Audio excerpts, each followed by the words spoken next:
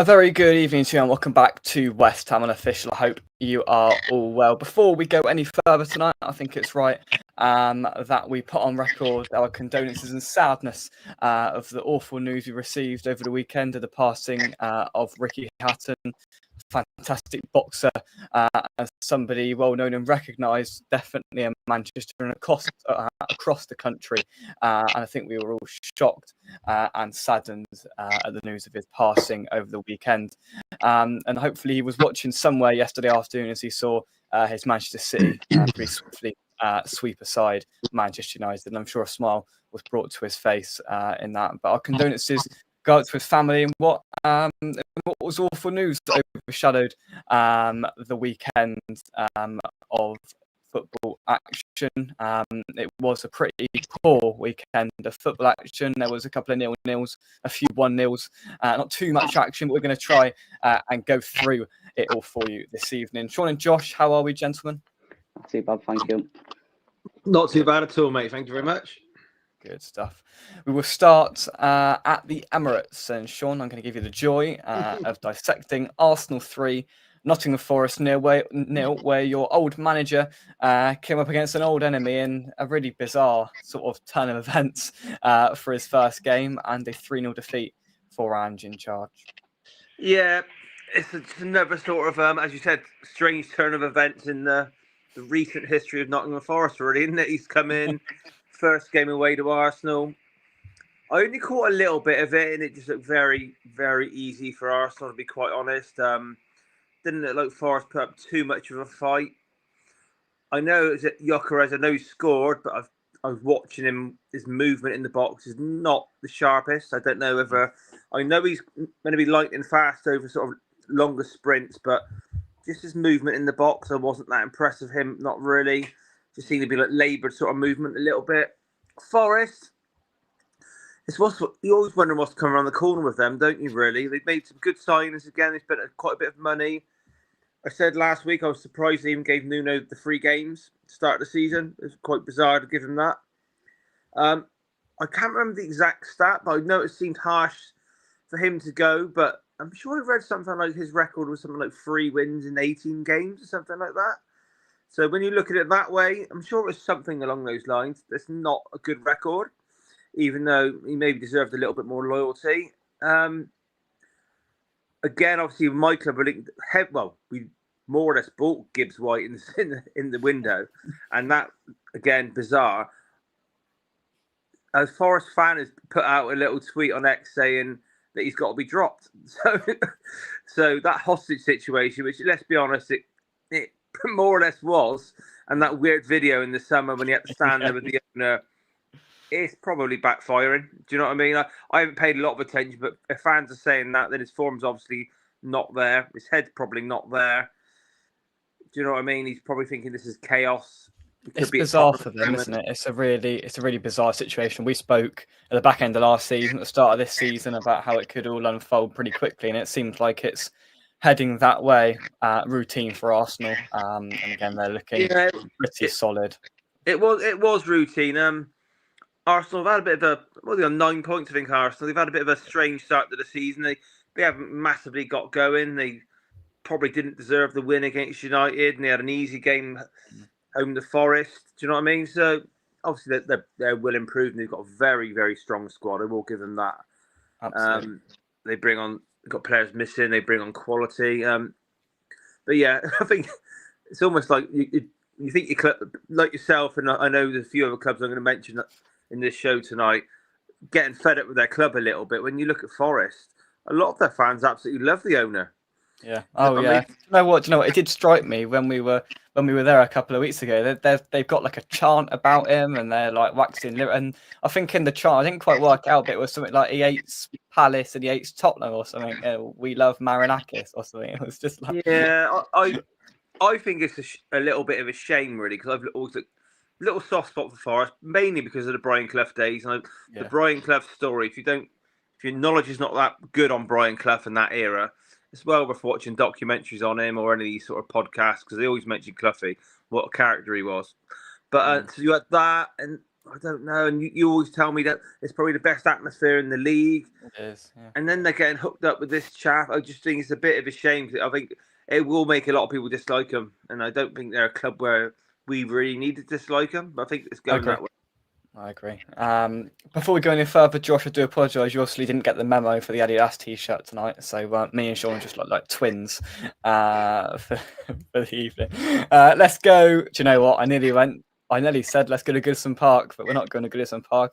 I need to snap out of that quite quickly. Whatever it's called. By the river, Everton 0, Aston Villa 0, and Sean not Sean.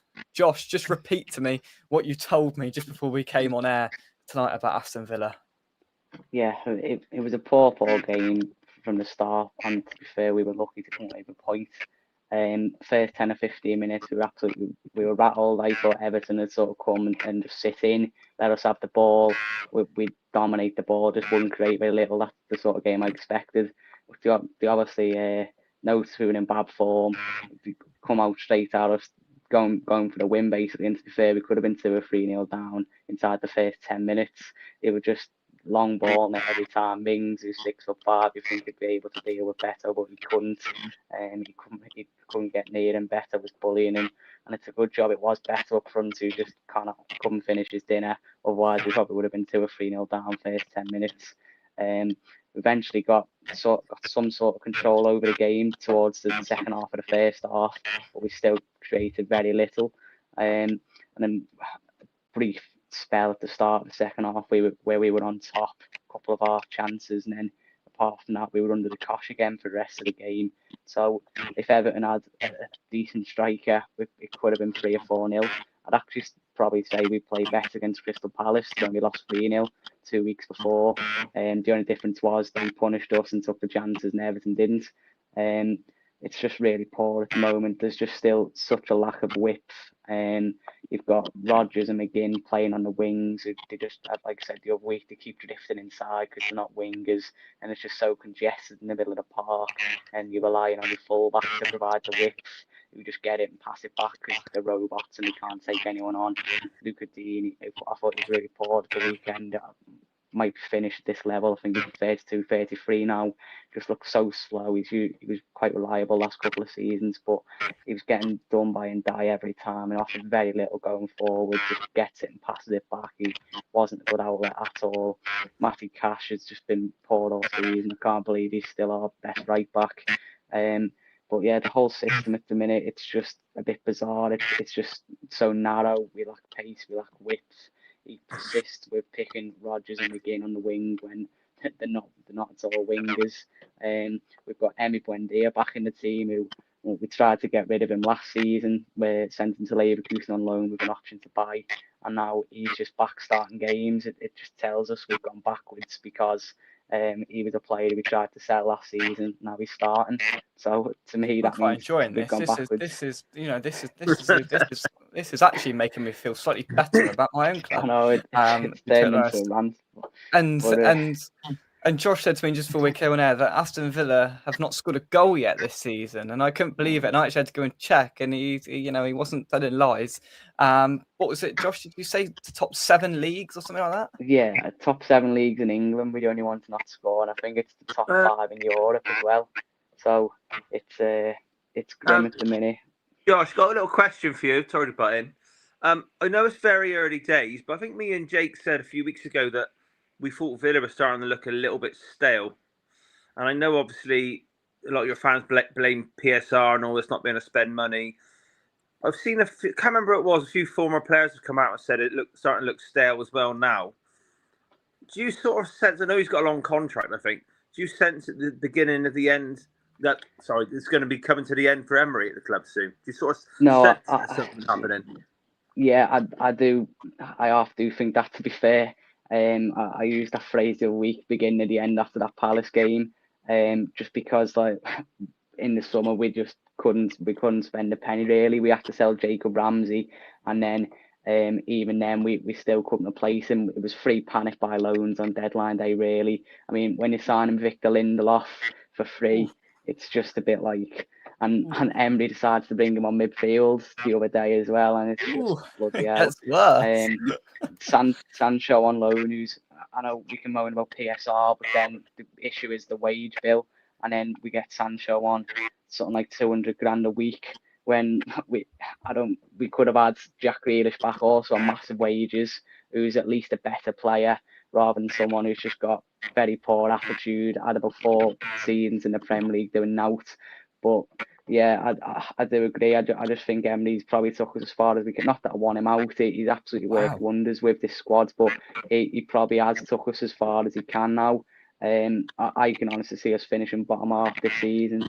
As I say, we just look absolutely toothless. There's no pace. We've got no natural winger. He keeps picking number 10s out wide. It relies on the fullbacks to provide the width, who also on wingers. So, as I say, they get it and pass it back to the centre back. We still look wide open. My fear for Villa is that it's only going to get worse when you start playing Thursday, Sunday in a couple of weeks' time. Europa League's going to kick in. No, yeah, exactly. The thing is with Emery, we usually start well. We usually start the seasons well and then have a sort of mid-season slump. But this season we haven't even started well. So you've had a start of the season slump. I could be wrong, but I've got a few very good friends who are Man United fans. And I said when they went for Amram, I thought that Emery might be the right fit for United. Yeah. And I would probably say that. I'm not saying he's a world elite manager, Emery. I think he's probably just slightly. He's good, very good manager, slightly level below. For me, if United are looking for a new manager in the next 3 weeks, wouldn't shock me if they went to him. Some are calling for Iralo from Bournemouth, but that's just gone from one manager, same manager to the next. So if I was the owners of Man United and I wanted a slightly experienced manager, knows European football, knows the Premier League, looking at a club who it's looking a bit stale for him, it wouldn't. If they've got their heads screwed on, I think they'd go for Emery personally. No, that's fair enough. Let's take some comments before we move on. Precious Grandad is here from a wet and autumnal Merseyside. Yeah, it's been a bit bleak here today as well. The summer is well and truly over. Rest in peace, Ricky Hutton. Absolutely. I was there. Very difficult to understand why we didn't win easily. Seems like one of those days where Everton should have got over the line. Clough was brilliant on and off the pitch, and it's taken Forest from the point of everybody. You know, everybody had a mutual sort of acceptance for them. People are starting to dislike them. When have we got Villa? Do you know what? I had a look even before you commented that we haven't got Villa till the middle of December. They'll be on like a 8-game unbeaten run by then. Jake has more air miles than Farage. I've been on holiday, all right? Been on holiday, and now I'm back. Leave me alone. Josh, we're going to take Potter. I'll drive him there. You can have him. Nothing. Free of charge. Free of charge. But do you know what? When you were going through all that, Josh, I was thinking, are you talking about Villa or West Ham here? Because I'm going to do a very similar thing in about 30 seconds' time. But before I do that, West Ham 0, Tottenham 3. I tried to hold on to some optimism when we spoke, halfly because I was on holiday and I was enjoying myself, and secondly, just trying to cling on to something. But the unsurprising occurred, Sean. It could have been a lot worse, and it probably should have been a lot worse. Some dubious decisions in the first half, I must say. And yeah, well, I'll let you take it away. First of all, I know I've said for quite a while the rivalry sort of fizzling out and can't possibly a little bit more one-sided than the other. I haven't seen a great deal of you might have seen a lot more than me. I haven't seen a great deal of like gloating to West Ham fans massively. I think we've just took it as like a good win and we move on a little bit more than anything. I don't know if you've seen anything other than me. The odd sort of joke seeing the stands empty. On the game, I think you come out the traps pretty quick. I think you had probably a better side for 10 minutes. I'd expect that. You're at home. It's a very, very big game. They know, the players should know, the fans demand a fast start, try and get an early goal. I think after about 20 minutes, you sort of went further and further back. It was very clear Frank done his homework about you not dealing with things in the air very well. To the point, I was actually messaging your dad, who was in the ground at the time. He said he felt fearful every time he put it in the box. Watching on the TV, I thought the crosses looked a bit more hopeful than anything than that. Yeah. Then the corner came. I think it's and James Maddison's obviously spoke out. You retweeted that. I think that's a very good thing. And I think if the game's brought in VAR, it's got to tidy up bad decisions. if they're bringing things into the game, which is it's the players' game, it's the fans' game, if they're bringing that in and ruining football, more people should speak up, even if you get fined. I think it benefits us in the long run if more players spoke up. It was a shocking decision. You won't, even the most biased fan won't. There was pushing, shoving, bit of shirt, but everyone was doing it. If anything, probably the West Ham players started it. If anything, not just that. 'Cause obviously, the commentary. I don't know if you had the English commentary on or not. No, I didn't. No. They were almost embarrassed. They were like, "Oh, that's going to be allowed." And then it wasn't. Do you know when they sort of go real quiet? They don't want to snake the ref. Do you know what? Over here, we had over in America, we had Lee Dixon, and they kept putting the replay on, and Lee Dixon kept going, "I don't know what they're seeing here. I don't know where the foul is." And we were all stood there thinking, "I don't see how they've come to that decision at all." And then there was Fernandez hauled one of your lot down as well about 5 minutes later. I'm thinking they're going to give this, but he didn't. Yeah. And... No, they. I don't. In the past, I thought that they might listen to commentary a little bit, and if they get one wrong, they might give you one again.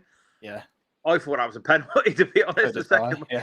And they just got on with it. They didn't bother. I think we said a couple of years ago when VR come out, you have the odd game where I think if they got switched on, they've not said anything. Mm-hmm. It had sort of that a little bit. So you got away with that. And like I said, you didn't really threaten after the first quarter of an hour.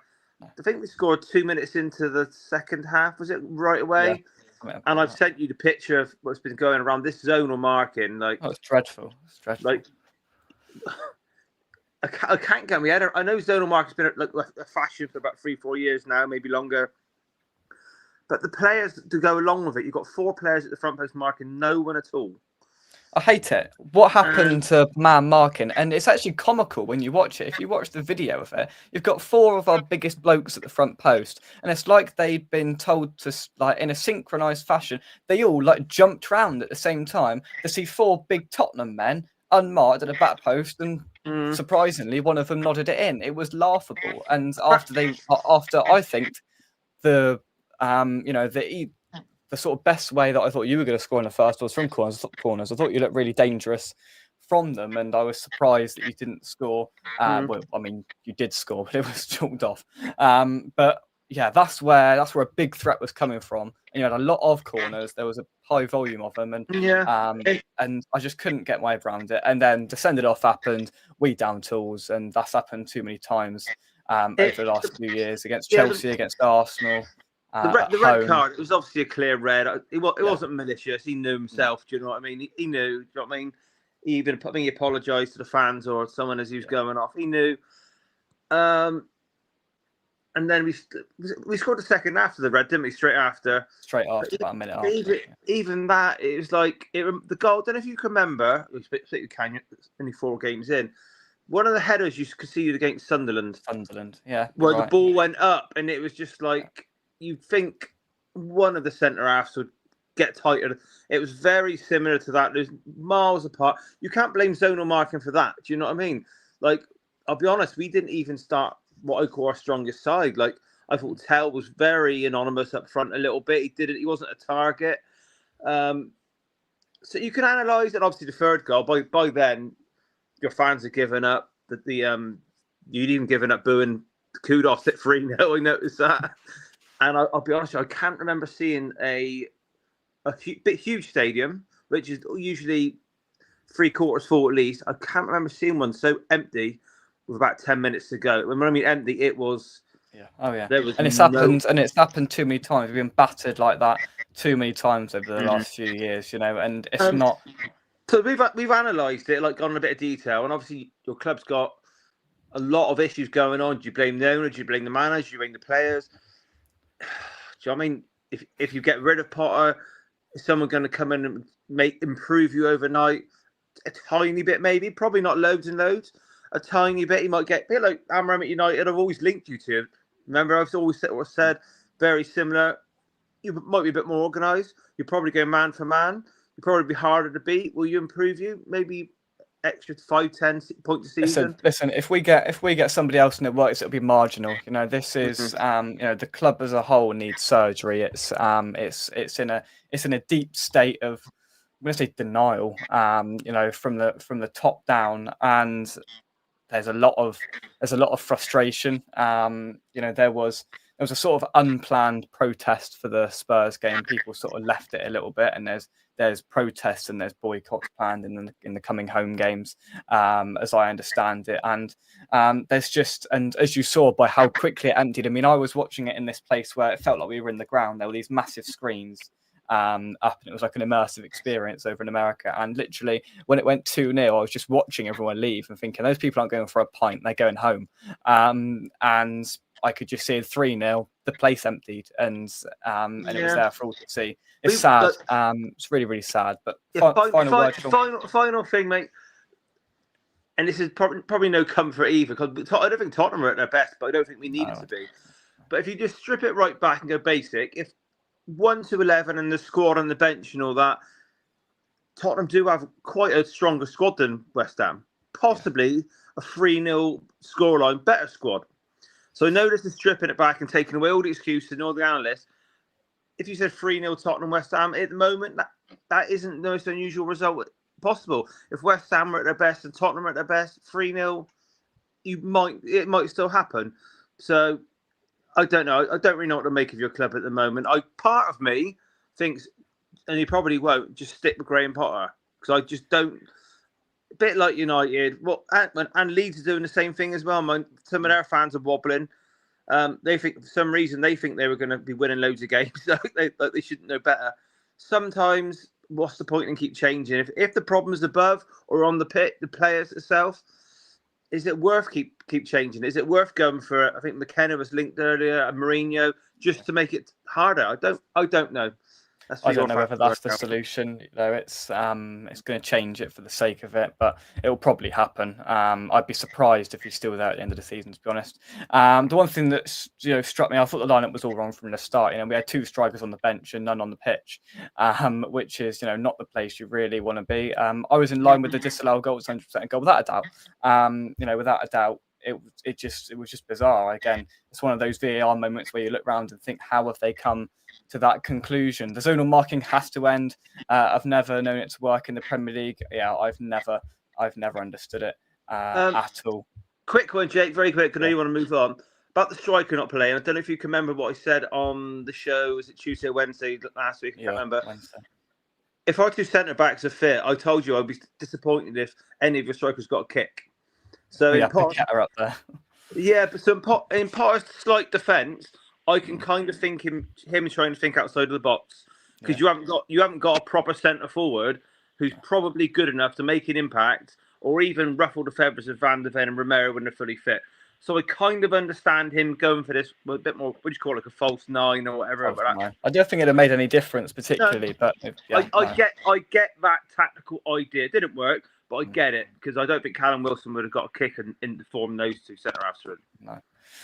Let's finish in Manchester, the Manchester derby. It's always a hotly anticipated fixture. Sometimes it's close, and sometimes the quality just does shine through. Josh, Manchester City 3, Manchester United 0. It says more about United than it does City. How many times have we been here over the last decade with a similar result to this? Another bad day for the team in red, and it's almost customary for Manchester City now, Josh.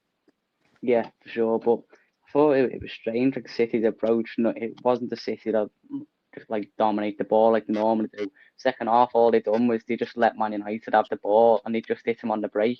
But every time they come forward, City, they don't scoring. And Haaland could have had the hat-trick. He had that one where someone managed to hit the post from about 6 yards out. I think that was about 2 minutes after he got his second. But second half, they had so many chances on the break, City. They just let United have all the ball. United created very little. And then they just swarmed them on the break. I really don't want to know with United. That Grimsby one, I think it was sort of. I think it's a long way back from then, to be honest. If you lose to a League Two side with the money you've spent, and then you've got the memes of seeing that Amarim with his tactics board on the dugout against Grimsby. I just think it's a long way back from there. And then Burnley at home, they nearly cocked that up as well. I think they relied on a injury time penalty to win that one. And I watched the Burnley-Liverpool one yesterday, and as much as they're hard to beat, that they do not pose any threat going forward, not even on the counter at all. And they managed to be pegged back by them twice and rely on a late pen to beat them. So I really don't understand with Amorim, like just the system he's playing. But we all know he won't change it. If he hasn't changed up to now, I don't see why he would, because people have been calling for change for so long. They come 16th last season and he still hasn't changed. They've spent 200 million in the summer and had a poor start. He still hasn't changed. So I really don't think he will change the system. And if he doesn't, then it's just it's a matter of when rather than if now, I think. Yeah, it's just been. I actually didn't even think they were that bad yesterday. Like they probably had more of the ball. I'm pretty sure they just didn't create much and they're just so open defensively. But when you're playing Fernandez in a midfield two ahead of a back three, you're always going to be a little bit open. They spent 150 million on Cunha and Mbeumo, or near enough, to play in the 2-10 positions when he probably could have just played Fernandez and Ahmad there anyway, and then reinvested in a better two defensive midfielders to protect the back four. Because I think Fernandez is probably being a bit wasted playing in front of the back three as well. And then you've got Mbeumo, who just looks average. Like, I was just watching him yesterday thinking he looks really average. And I mean, even if they'd have beat Spurs in the final in May, I don't think it made a jot of difference going into this season at all. You know, the trouble and reality at that place is whatever they do, it's just not changing. It's a complete graveyard, Josh. Yeah, definitely. I know they've had about how many managers now, last 10 to 12 years, but I just think Amorim, it's like when he's just playing that three at the back, it's just like they're just so wide open. And as I say, it's not even just the three at the back, it's the personnel as well. Like Fernandez playing in the two, he probably couldn't play in the midfield three, really. You want him higher up as a 10. And even Casemiro, you probably wouldn't want him as a 2. But sometimes he picks Casemiro and Fernandez to protect the back three. And it's just like you're asking to be just exploited on the break, basically. With the amount of money they've spent to be in that situation, it's just dreadful. It really is. Oh, yeah. Final word, Sean. If you're in the shoes of Sir Alex Ferguson there again yesterday, they showed him on the TV. What would you be thinking? Do you know what? I don't know what I'd be thinking, but I think one of the problems that United have got. So I read on Twitter someone put, "He's not the United way." It's one of my pet hates, things like that, because football moves on. So you've got Fergie in the crowd. You've got every single former Man United player from the glory days having a say. It's not helpful, in my opinion. Do you know what I mean? It's just not. I think United they've got to move forward somehow. Like you said, it's a bit of a graveyard. I think they've pushed some youngsters through into the team who personally I don't think are quite ready. I'm not saying they're bad players. And when I mean that, I mean Ahmed and Mainu, that's two I say there. I think they're good players. I think they've probably been rushed into the side a little bit. In the same time, they're trying to get some players off the books on about 250, 300 plus grand a week. That's not helpful. So you've got a right old mishmash of they took on players a bit like De Ligt, who he's a good name in the game, but teams keep letting him go. Do you know what I mean? Exactly. And they go and get the names. Yeah. A bit like Onana, the keeper that they bought him. He was a bit of a name, quite good at Ajax, Inter Milan. Oh, we'll take him. Do you know what I mean? They panicked a little bit on names and pushed through a few kids who I don't think personally are quite ready for that level yet. It's like they're sat there playing FIFA. They're going through names and thinking, oh yeah, I recognise that name. We'll sign him. And oh yeah, we'll go and get him. And that's the state they're in. Final word, Sean. I think the biggest mistake they probably made was the manager, who's probably a talented manager. But don't forget, he didn't want to come mid-season. He wanted to stay where he was until the summer. They paid extra to get him out of there. They should have done their homework that he's going to play this formation, which is a little bit wacky, which I've not parted for before, even though he's gone the back four now. They should have done the research. He might be a brilliant manager somewhere else. But the owners, whoever's making these decisions at United, whether it's managers, players, contracts, they're still getting so much wrong, in my opinion. I think Mbeumo and Cunha would be quite good signings, but they're not exactly buying from the top table anymore. Do you know what I mean? Right. So the decision-making at the club is not good, in my opinion. It is not, and that is a mess, as are quite a few teams in the Premier League at the moment, actually. But that will do us. We'll be back next week. Yeah, thank you very much indeed for joining us. Josh and Sean, pleasure as always. You never know, Josh, this time next week we might be sat here and Villa might have scored a goal. That'd be nice, yeah. Thank you very much, everyone, for getting involved in the chat. And we will see you soon right here on West Ham Unofficial. Thank you very much and goodbye. Cheers. Cheers, See you guys. Thank later. you.